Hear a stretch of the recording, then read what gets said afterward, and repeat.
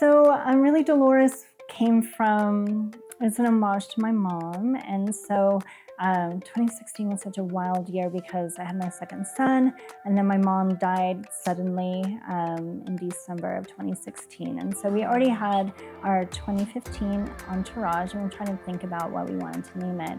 And at that point, unless you were, I feel like if you look at movements toward mechanization and,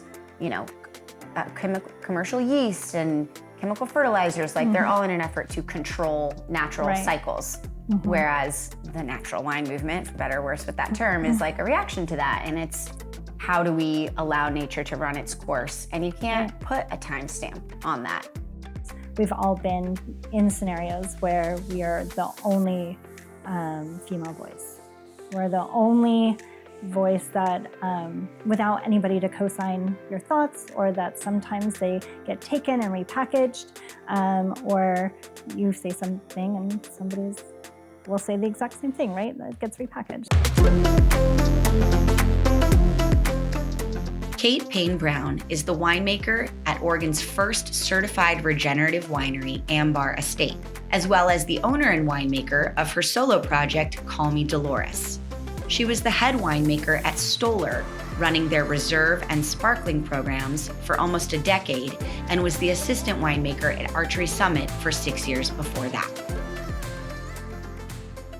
Thank you so much for being here. Such a pleasure. It's such a pleasure having you. When we envisioned this podcast, you were immediately at the top of our list of just OG incredible women in Oregon who we wanted to talk to. And everyone who we kept telling about the podcast, the first name on people's lips would be are you going to talk to Kate Payne-Brown? I'm I'm working on it. Got to get through harvest first. Yeah, I know. That's so great to hear. Gosh, you become a part of the community, and kind of to think about how you're perceived outside of what is, so wonderful. You're someone who is so community. I feel like you were very closely tied to the Oregon community, the Portland, and especially the Willamette Valley. And we'll get into all the amazing ways that you are involved in the Oregon wine scene. First of all, making wine. You have been the winemaker. You were the winemaker for almost a decade at Stoller. You were the assistant winemaker at Archery Summit, right? Which was your first Oregon job. Yeah. And now you're currently the winemaker at Ambar Estate, as well as your own project, Call Me Dolores. So we're going to get into a lot of those. But I wanted to go back just a little bit and start off by hearing a little bit about why you chose this wine to kind of define your personality as we get into how you got into wine. Yeah. And normally I ask people to bring a bottle that is associated with a story, but could you repeat what you said when you came here? So, this is top of mind for me right now because throughout harvest, you're working with a team. Cheers. Cheers. And you, and in order to get to know your team or to kind of build these relationships, I always go through this exercise of asking everybody to bring a wine that either describes their personality or a varietal that they feel particularly connected with, or might also describe their personality.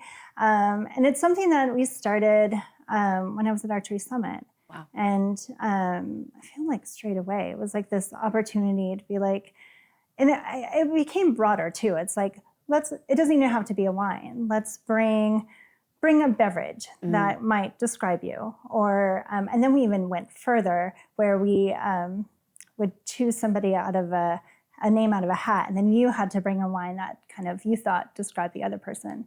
But I feel you have to know them pretty well in order to do that. And so we're gonna do this on Friday with my team. Oh, great.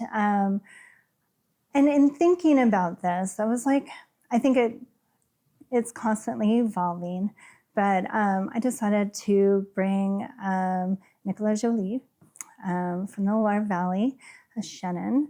The Chenin. For a number of different reasons. I think people would automatically assume that I bring a sparkling wine. I would think the same, yeah. But I wanted wanted to bring a wine that it was like versatile. Not so much that the producer is very classic, right? They're known for the style of wines that they make, but Chenin in particular can take a lot of forms and can be sparkling, can be still, sweet, and dry, yeah, somewhere there's in the middle. so many different expressions, and I think it can be kind of mutable. And I thought that kind of exemplifies kind of my personality, right? I live in the gray, I would say, especially as I've gotten older and as I've had greater perspective, and so on life in general. And so, that's kind of why I chose this wine. Also, there's something, I was joking about this with one of my teammates, and it's like, it's biodynamic, which is great.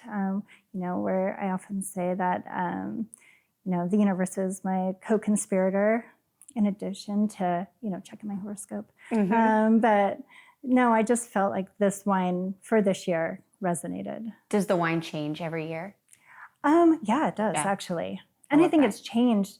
I think earlier on in my career, at least how I perceived myself, was very linear. And I was like, sure, I'm a Gruner Veltliner, which I don't know that anybody would describe me that way. But for me, like my own perception was like, oh yeah. And I think I didn't live so much in the gray back then. And so. Well, I love, thinking about, maybe this isn't the best counterpoint, but I was just there, like Nebbiolo, like in Barolo, like it's this one very specific thing, and most people make it in this very traditional style, and it like does one thing really, really well. Right. But Chenin, it's grown all over the world. It's grown in hot climates. It's grown in cold climates. It's aged in oak. It's done in stainless steel. It's done in amphora. It can be sweet, dry, sparkling. Yeah. I think of it as like the queen of the white grapes. So I think it's very fitting for you. Thank you. I know. I feel like, it's fun. I think in particular, I gravitate towards Chenin a lot. And a couple years ago when I was in Champagne, I remember asking a few of my friends and producers there, I was like, I'm planting a vineyard. If you could plant anything for sparkling wine, what would you plant? And so many of them were like, Chenin. But it's not allowed. It's not allowed, right? Wow. But it's like, oh. So we'll get back to sparkling, but I love what you said about living in the gray area. And I wanted to jump in by actually talking about how you transitioned from science into wine. Because as I've had these conversations, it often seems that people come from like either an art or a science background. And it's been fascinating to hear how those two things are often intertwined, even though they seem like diametric opposites. Yeah. And a lot of people have come from like a creative background, music, or, I came from theater. But then a couple of you, like Kelly Fox is another, you started by getting your degree in chemistry and biology. Is that right? Right. And you were going to be an optometrist? I was. So correct me if I'm wrong, I heard that you transitioned to wine via a Harley ride. Is that true? I did. I mean, there were a couple of things that happened at that same moment. I think that life is so funny that way, where all of these kind of kernels and seeds get planted at the same time, and to kind of push you in a different direction. And so I went on a Harley ride with my boyfriend, now my husband. After your undergrad? After my undergrad. Okay. I was working for an optometry clinic. We were doing FDA trials. We were doing, I was preparing to go to optometry school. And there was, I had actually also at that time, we lived in Eastmoreland, and he and I were volunteering for Hip Chicks Do Wine. Oh, yeah. And so it was right kind of not far from where we lived. And how did you ended up volunteering at a winery? Like, did you just like it? I just walked in and was like, do you need help? I mean, it was like an urban winery. We could ride our bikes there because from Eastmoreland. It was just easy. And so I was like, I always gravitated towards wine in a way. Like wine was always on our dinner table. My parents were pretty open about letting us like try wines. They weren't collectors, or they didn't have a deep knowledge of wine, but it just was a part of like meals. our meal. Yeah. And so Yeah, so we went down, we volunteered, and so, and not like just pouring, we went down and like helped with the harvest and things like that, and became good friends with Lori and Renee, and then around that same time, we got invited to go on this trip to Reno from Portland on a Harley, which I had never done, right? Like it was a multiple day trip. Did you have Harleys? My husband had a Harley. Okay. And his dad had a Harley, and we went with we were the youngest couple, we went with all of his friends. And there was this one gentleman on the trip, and somehow in conversation, he's like, oh, I just met this guy, and he's a grape consultant, and he travels all over the world consulting on grapes. And OSU needs people that have strong science backgrounds and like to be grape consultants. Yes, to go get a degree in and it's so funny because I never found out who this guy was, and so he didn't know his name, and may have never existed. Who knows? I know, and I love that he was a grape consultant, and so I just started thinking about it. It started percolating, right, and I was like, well, I have a strong science background. I like wine. I like to travel the world, and so having done my undergrad at U of O. I wanted to think about someplace else to study. And so you can't go to OSU after going to U of O, right? you know, at the time I was like, that wasn't necessarily why, but I was like, I just wanted an adventure, right? And so also at the time I was in my mid-20s, and it's funny how you think you're so old, or you think, especially back then, you think you need to have this jump on life, like, oh, I need to, I don't know, be CEO by the time I'm 30 or something like that, which in retrospect is so silly. But I just felt this like sense of urgency. And so I started looking around at programs. Of course, UC Davis was one of them. And then I was looking at a program in France. And then my college roommate was living in Adelaide at the time, and she was studying cartography and GIS. And she's like, you should look at this program. It sounds like it's a really great program.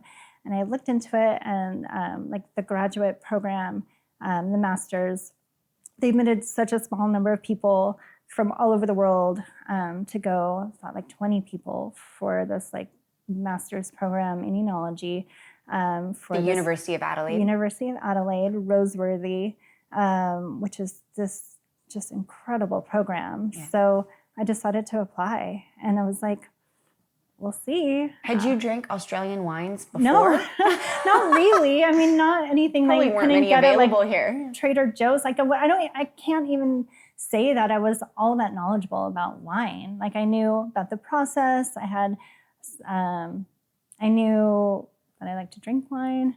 I appreciated kind of this blending of science and art. At the time, though, I mean, I definitely took myself so seriously. It was like, no, I'm a scientist. But now, I mean, to your point, as you get into things, or you become more comfortable perhaps in yourself, you start to think of, you have, again, perspective. You're able to kind of look at things through a different lens. And so, it was probably the most capricious decision that I've ever made. I just applied, and I got in. What was that decision-making process like? Because a lot of people, I've heard the story of like, oh, we started making wine on the side while I had my day job, and after a couple years, it seemed like the wine thing was going well, so I like was able to leave my day job. But this was like a big decision to completely like leave this path that you were on to be an optometrist, and like leave the country, leave your safe job. Like, was that a scary decision, or were you young enough that you were just like not overthinking it? All in. I mean, I think there are moments that I was really like, oh my God, what'd I do? But essentially, I found out I got in December of 2004. My husband proposed in February that year, because I was like, I'm going. I love you. You can come with me if you want, but let's figure out what we're doing.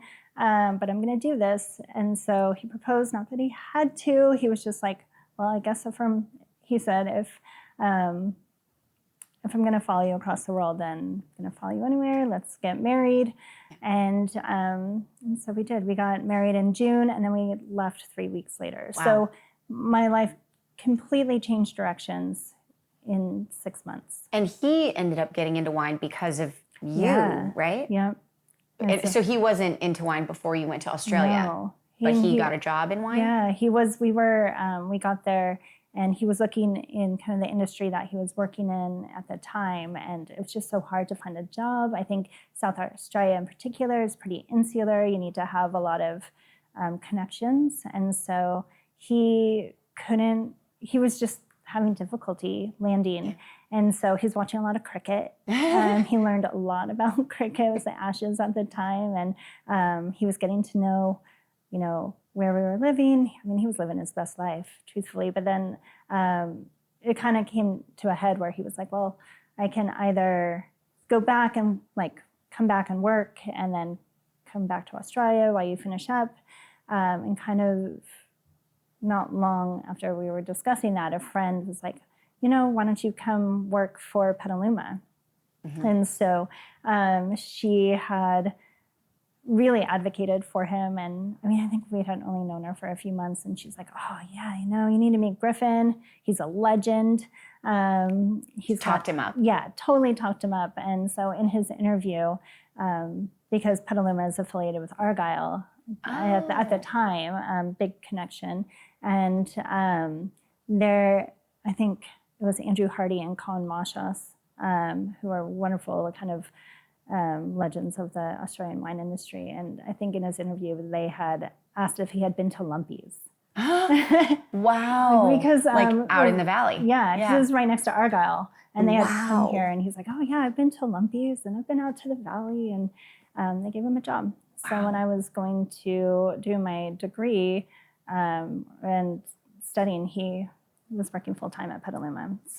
So when the program was over and you've both now kind of graduated and he's gotten this training now too, did you immediately know we want to go back to Oregon and work, or did you ever consider staying in Australia or going, I don't know, France or yeah. We did. So we had when we were out tasting, I mean, we often say that we got 2 educations for the price of 1. We really loved the Australian wine industry. We loved the South Australian wine industry.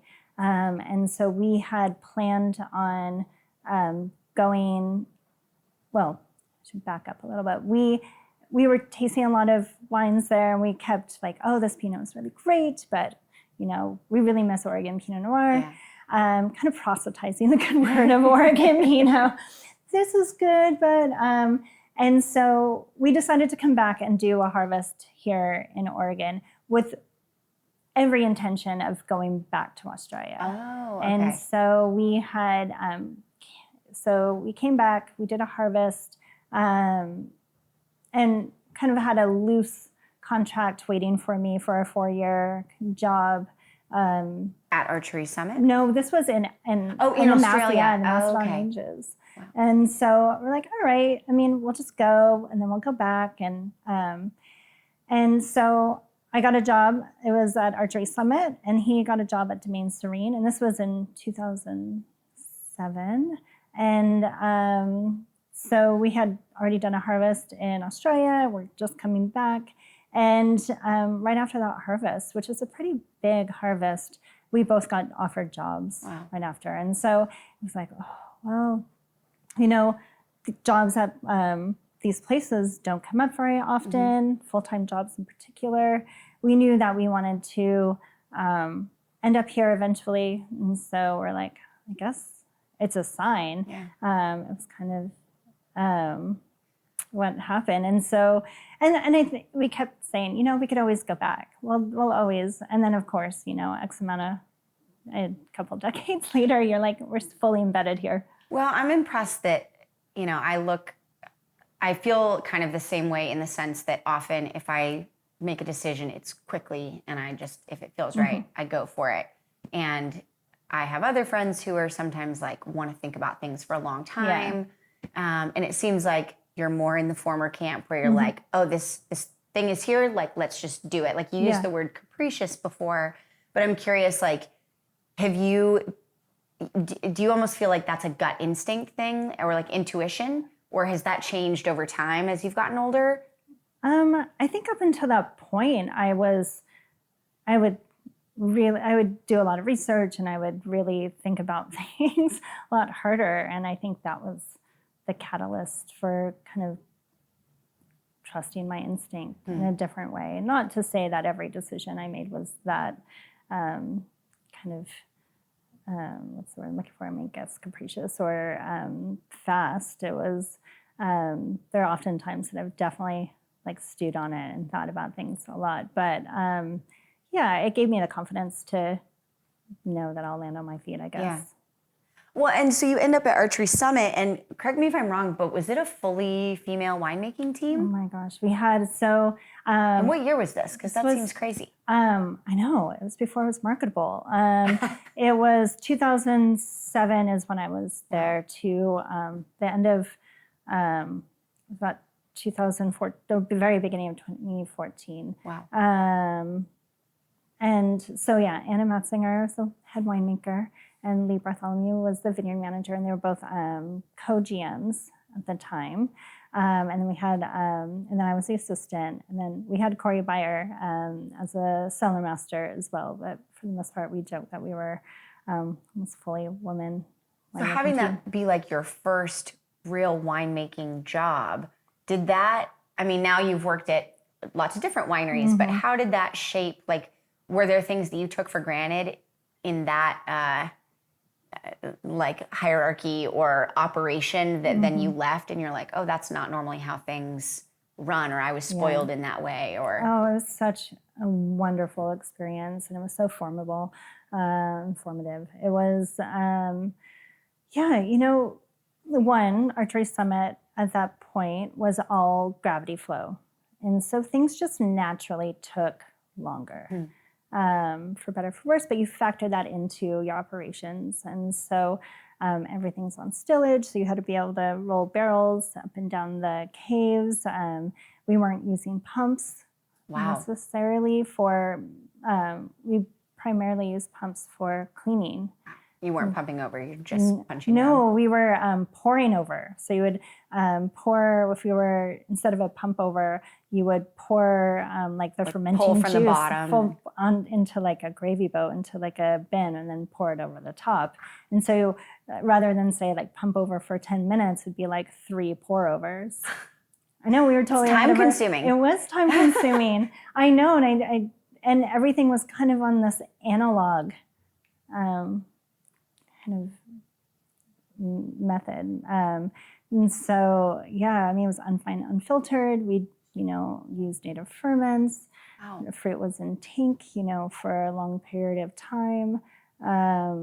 And so, but I think really Anna and Lee created a space for us to be thoughtful and contemplative, and to be really mindful about the wines that we were making. We also we have factored in the time to taste. In a longer period of times, we had this like room of all these QC samples over, pretty much the life of Archery Summit. And so we just had this great history that we could like look back on and think about the direction that we wanted to go, and how we wanted to create wines. And I'm so grateful for that time. Have you brought that sense of like ease, or I don't know, that's what it sounds to me like you're describing, that was like built into the structure of functionality there, that like there was just time to breathe and think and taste and like take your time a little bit more, which is so rare in the modern world, in any work environment. Yeah. And I love that that was like what a bunch of women created. I know, right? I don't know that I recognized how special it was when I was there until I left. And I'm still so close with all of those people, but that all of us look back at that time as a moment that was really just incredibly special. Yeah, I try to bring that forward. Yeah. I think definitely within my time working at Stoller, and even now currently, it's like, you need not everything has to be done in such a fast manner. Let's be thoughtful. Well, and that's not how wine works. It's like a live. I mean, unless you are, and I feel like if you look at movements toward mechanization and, commercial yeast and chemical fertilizers, like they're all in an effort to control natural cycles. Whereas the natural wine movement, for better or worse with that term, is like a reaction to that. And it's how do we allow nature to run its course? And you can't put a timestamp on that. No. And it's interesting, like from that point from Archery Summit forward, you were always the boss, right? Like, because you got brought on at Stoller as the head winemaker, or what was that transition like? In between, so I left Archery Summit, and there was a couple years that I worked under the umbrella of Kyriakos Kiniopoulos. So he's... Yeah, tell viewers who that is, because I vaguely know. So he... wonderful human. He is Greek, but he owns... Shocker. He started his career in Burgundy, did undergrad and his PhD in enology and chemistry, and ended up purchasing a laboratory in Burgundy and named it Burgundia. And so he really kind of built this company for consultation and lab analysis, and I learned so much working with him. And so Archery Summit worked with him, and I think during my early days there, he had come to visit, and we had become friends. While I was studying my undergrad, I went and studied abroad in Greece and studied archaeology and Greek language. And in Athens? In Athens. Wow. Yeah. And he, I was probably also very bright-eyed. I was like, tell me everything. And so Archery Summit sent me over to work in his lab. In Burgundy. And then when I was getting ready to leave Archery, he's like, maybe we think about you helping and doing something with my North American clients, and which also gave me a lot of opportunity to go to Burgundy and to work with him and kind of have this velvet curtain pulled back in terms of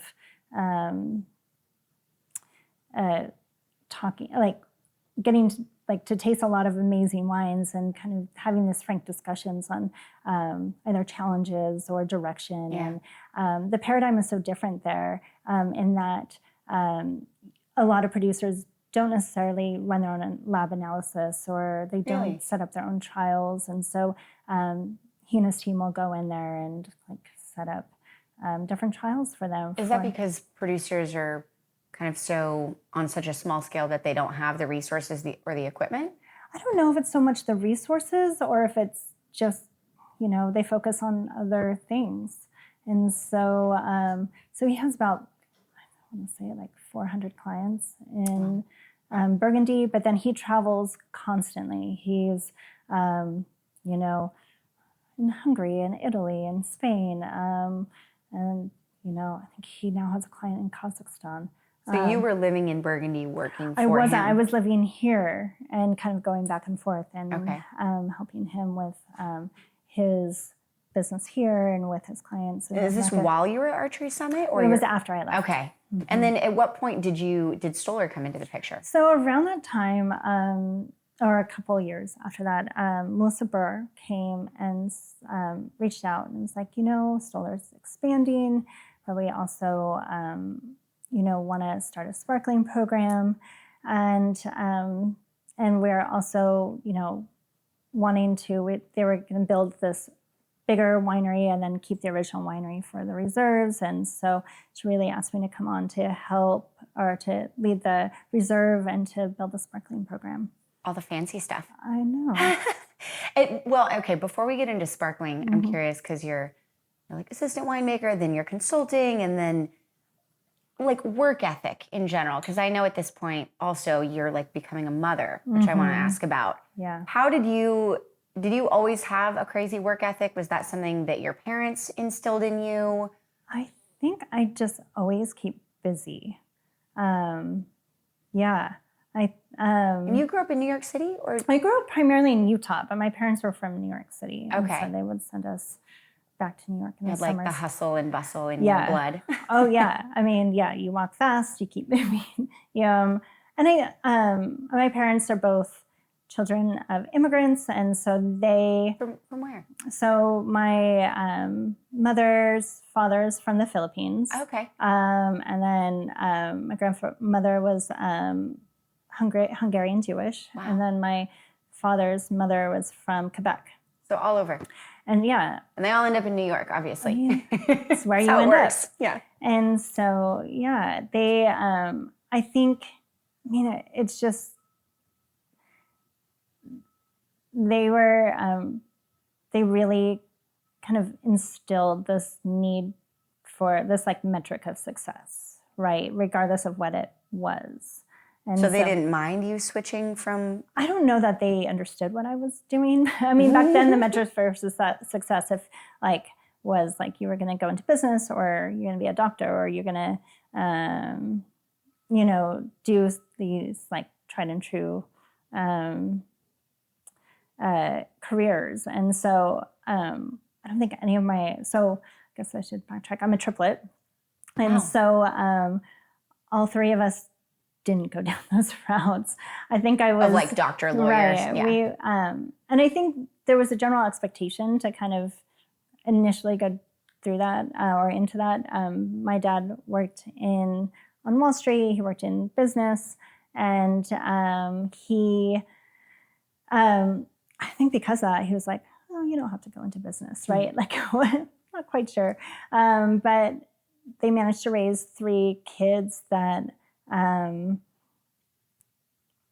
had the ability to do whatever they want. My parents came from really humble beginnings, and they wanted, they said they wanted their kids to be happy, and that's kind of, we were largely insulated from, a lot of the challenges that they faced growing up. And so one of my brothers went to art school in New York, and then my other brother stayed in Salt Lake City, and then I studied science and moved to Oregon. When you said wine was on the table, was that more from like the Hungarian side? I just talked to Nori on the podcast, and she was saying that like wine isn't really a part of Filipino culture, but food is. And so like her entry to wine was through food. But yeah. No, I don't know. I think it's just because they enjoyed wine. I don't think it was any sort of influence from either of their parents. And I know that for a fact. It was like I think because they were kind of coming into what they liked outside of like their own familial influences, they discovered it on their own. And and it's funny because, Nori is so funny. She's like, the Philippines, you need to come with me. The Philippines will claim you. And I was like, well, quarter Filipino. It's hard.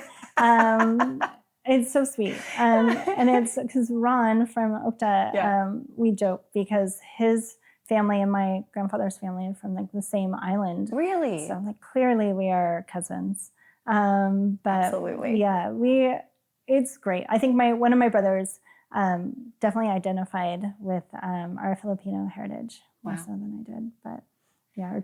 So as we talk about you getting into being a mother while also being so active in these high profile roles, I'm curious, was your mom a working mom? Like, was she working while she raised the 3 of you? She was. She didn't start working in earnest until probably we were like 12. Okay. And then she worked for an insurance company and kind of rose in the ranks, and so much so that she really built this wonderful career for herself. She was an account manager for United Healthcare and traveled, I want to say like 300 days out of the year. Oh my gosh. And that was when we were older, but I remember calling my mom and being like, where are you? Yeah. She's like, oh, I'm doing this. And she was so vivacious and so like, she was always somewhere kind of exploring the world. No wonder you wanted a life where you could travel. I know. Good example to be set. It was such a great example. So when you started thinking about starting a family, at this point you're already at Stoller? No, I was at Archery Summit. Oh, okay. Yeah. And did that help having a team of like were any of the other women on that team mothers? Yep, all of them were. And Wow. they were so supportive. I remember thinking, well, I mean, truthfully, my husband and I were like, okay, we'll start trying. And then a month later, I got pregnant. Worked. I know. It's like, oh, wow, okay.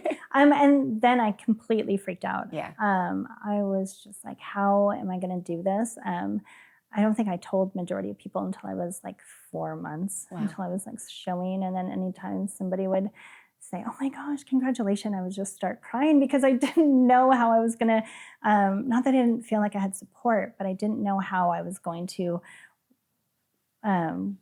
be in this industry and kind of achieve what I wanted to achieve while being a mother. And I don't think that's unusual. No, I think a lot of people, if you don't work in hospitality, and obviously restaurants are a little different than working in a winery, but I think have more similarities than say to like an office job. And I think there's such a protocol and example set, like, oh, you work, and not to deride this in any way, but maybe you work for corporate America. You know, like if you get pregnant, you see the steps laid before you. Like, I'm going to put in my maternity leave. These people, there's plenty of people to fill in my role. I'm going to remove myself. Right. Or maybe I'm going to work remote. Like, there's just a plan laid out. Right. Whereas so many women, at least in restaurants, don't end up having children. Or it becomes like really stressful because there's not the same format or like path blazed.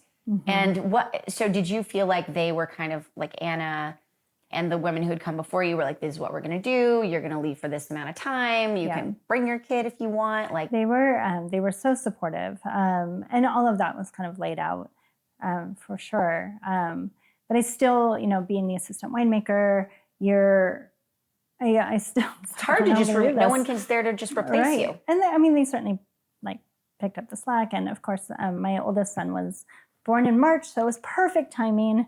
And a little downtime. Right. Before we started again. So he was born in 2013. So came back. For the awful vintage.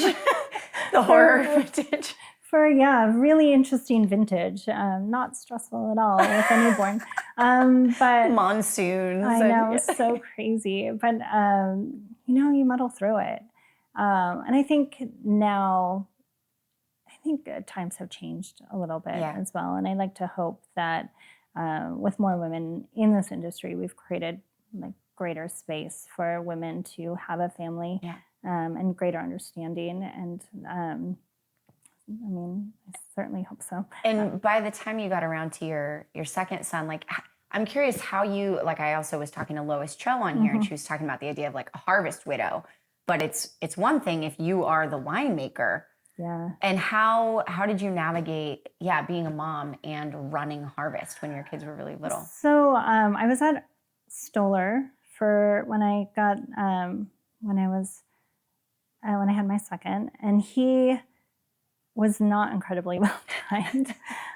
He was born in 2016, and he was born the end of July, and that year happened to be such a warm vintage that it was an early harvest. It was an early harvest. We actually had a rain, and winemakers can tell you the weather from every vintage.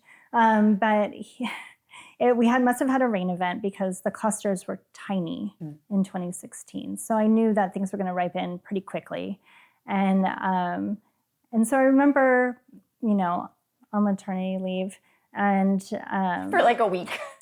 And asking the vineyard manager at the time, I was like, will you go out and check these blocks that we want to pick for sparkling? And I think we've got a little bit of time.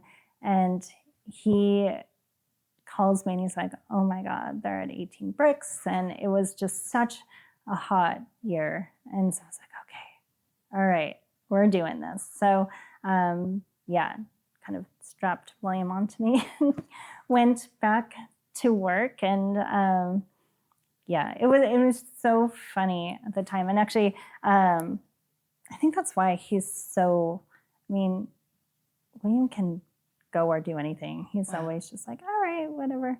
Well, maybe that's the beautiful flip side Yeah. of this career is like you could strap him on and just Yeah. like go out I'm into really the grateful. And I mean, it's definitely pre-COVID, and Melissa really created this space at Stoller, like as the director of winemaking there for families. I have to say she did a wonderful job in making sure that there was space for people to take care of themselves and their families. So much so that she would like sneak down and be like, hey, I'm just going to take your baby. And then this is definitely pre-COVID, but there would be pictures of like, Melissa would send me with like people in the tasting room holding my baby, right? Like, it's like probably a people person now. He's great, yeah. Oh yeah. He can entertain everybody. So, you know, again, you just muddle through. But I think that's also why I've been so lifted by so many women in this industry that I felt it was important for me to be an advocate for women and for in the field, just in general. Well, you read my mind. So you've mentioned Anna, you've mentioned Melissa as these kind of critical mentors in your life. You're very involved now in Women in Wine. Could you tell people a little about that project and what it means? So I've actually termed off of Women in Wine, but I'm still a huge supporter. Yeah. But it was important for me to join that organization. You were on the board for a while? I was on the board and vice president and the chair of programming. Wow. And I really felt that it was important for me to get involved as a way to pay it forward and also to pay back for all the support that I had. And to really, there's so many, the mission behind that organization is creating network and resources for advancement for women in basically the wine and the beverage community. And so there's events and panels. There's an annual event every year. And then there's lots of networking opportunities. Underneath that, there's a mentorship committee or a mentorship program. There's lots of different avenues to get women to connect in order to, you know, move women to the next point in their lives. Well, and is Women in Wine, this is separate than this like VIP tasting group that you're a part of that I'm so jealous and obsessed with. Can you tell us about this little group? So that was started, it's so funny. They're all gonna laugh when you call it the VIP tasting group. I'm like, can I just be a fly on the wall for one day? With all my heroes. So I think we started over 10 years ago. I think it was Cheryl Francis and Anna Matzinger. Maybe it was Louisa Ponzi and Lynn. It was probably those four. Penner-Ash. She just needs one name, right? She's like Madonna. But they had decided that they wanted to get together and form a group that I think I originally called it like a taste and bitch type of thing. I don't even know. But they wanted to create this like tasting group and where we went into each other's cellars and we were really honest and forthright about wines and challenges and about like being a woman in wine. Yeah. Right. And kind of have remove some of the outside noise. Yeah. Right. And so and then it just became a part of this like beautiful group of women and humans supporting each other through lots of different things. So it Anna brought me in, which was so wonderful. So it's Anna Matzinger, Cheryl Francis, Louisa Ponzi, Lynn Penner-Ash, Gina Hennon, Lynn Peterson-Nedry. There's 7 of us. Amazing. And you still meet like once a month or something? You know, well, Lynn retired, so it's hard to get her back. She's always traveling now. And so it's usually quarterly, if we can make it happen. So we're all going to meet in a couple of weeks. We talked about community at the very beginning, and it seems like you're someone who has recognized from early on the importance of creating that community around you. And that's been a recurring theme throughout these conversations as, you know, I think women, no matter what field you're in a lot of fields, we're still the minority. and how important it is just to have that community where you feel seen and heard and like people understand the challenges you're facing. Have you seen a shift in the wine industry over time as a woman? Do you think things are better or worse, or we still need work? Yeah. I think there's always work to be done. But I think there has been some nice shifts that have happened.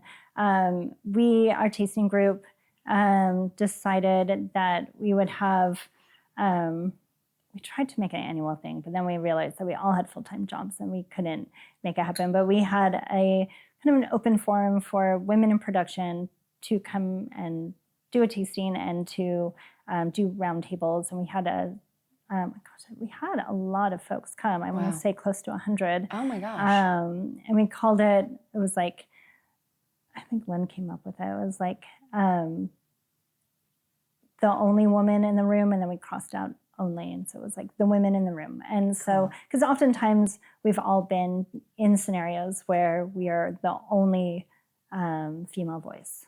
We're the only voice that without anybody to co-sign your thoughts, or that sometimes they get taken and repackaged, or you say something and will say the exact same thing, right? That gets repackaged. So it's like, no, we're gonna see if our experience is still what is happening. And I think what we found was that a lot of, I think there's a few things that are different. I think the younger generation just doesn't stand for the same shit that we did. Thank God. Which is great. It's so wonderful to see. And it's like, God. Like, I could have just not been cool with that. Well, I mean, before it was like, I think we all came from this scenario where we're like, you have to work like a man, but harder. And I remember Anna saying that earlier on, right? Like, you need to work 200% harder. And we're like, okay, which I also was like, oh, why I was so worried about having a family. Yeah. And, but I think what we found was that the same type of exclusion doesn't necessarily exist anymore. And it's not so much a scarcity issue of like, we're only going to like have one woman in this space. I think there is the recognition that the more voices that you have, and the greater diversity in voices, and the greater, the more people in the room, the better, so to speak. It still doesn't kind of get rid of the challenges that we have being women and mothers, that, these systems that are not in place for protection or for care, or, I mean, you don't have to be a mother to recognize that those are lacking. Yeah. But I think that there is still room for that. And I think the motherhood question is often one of the top questions that I'm asked. Well, and even what you just said about like being expected to work just as hard, or if not harder, than a man. And I think the flip side of that is like, but also shut down all the things that are innately feminine, like being sensitive, being emotional.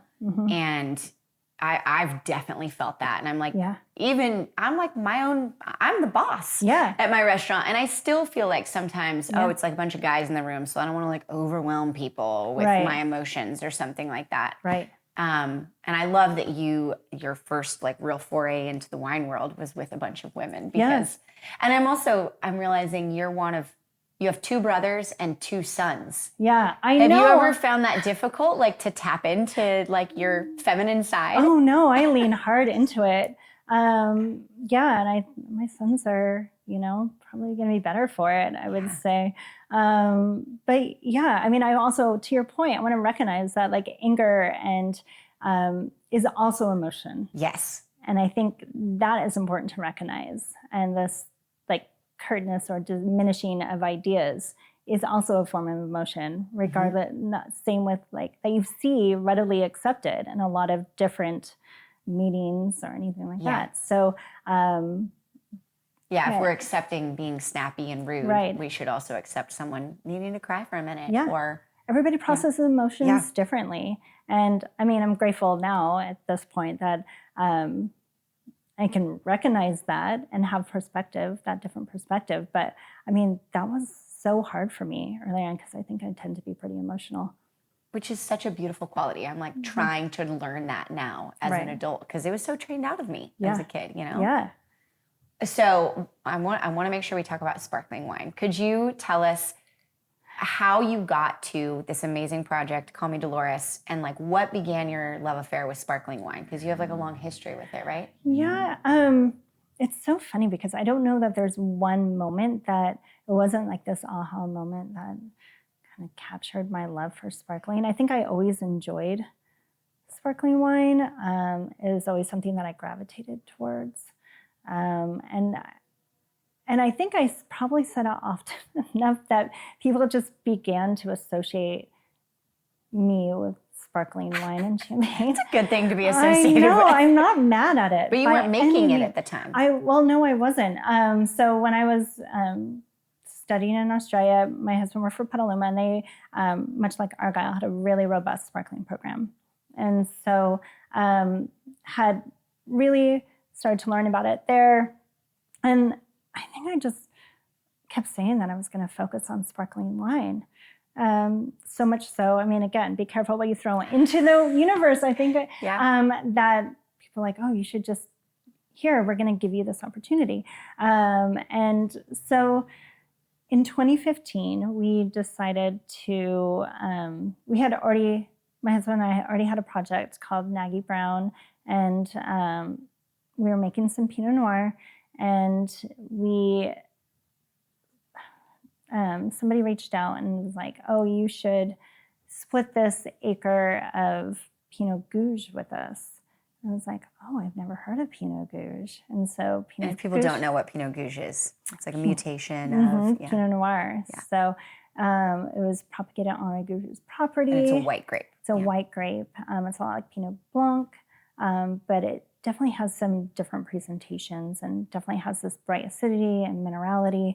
And it's a really interesting varietal in that, well, one, there's a number of different reasons why it kind of resonated with me. But so we were offered this to split this acre. We ended up deciding to make sparkling wine with it. And we kind of never looked back. So what is interesting about the Pinot Gouge we got it, it was the Zivo vineyard. It's now the RPG vineyard. Was this the old Omero vineyard? No. Okay. Zivo is in the Olambody. Oh, okay, yeah. And so it's so funny. It turns out that those cuttings were taken from cuttings that were originally planted at Archery Summit. Wow. That Gary Andros took, who started Archery Summit. He took cuttings from the Gouge vineyard in Burgundy on Gouge's. And so we don't know. I mean, I think he had a habit of taking cuttings. So we don't know if it was a lot of old winemakers did pre-TSA. Yeah, exactly. And so planted it. But before, like not long before my time there, they decided to move only towards Pinot Noir at Archery Summit. And so cuttings were taken from the Archery Summit vineyard and planted at Zivo. And so it was like, oh my God, full circle. So you're just now, when was the first time you released this wine? The 2015 we released, I guess it's been a few years, maybe right around the pandemic. Okay.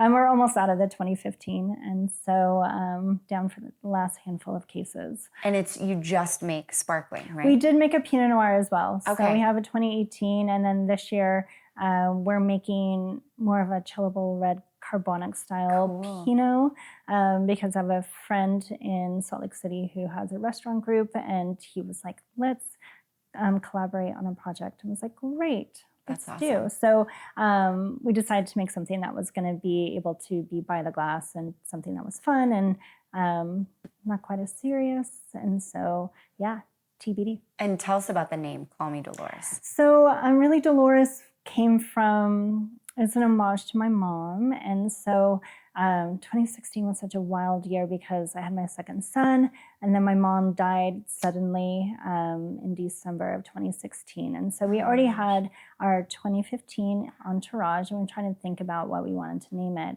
And at that point, I it was like, well, one, I was devastated, but I kept kind of, in those moments, you kind of reflect on your history and any kind of moment that you have with somebody that you lose. And I remembered this conversation in passing where my mom had said that people called her Dolores when she lived in Spain. And so Dolor means pain in Spanish, pain being our last name.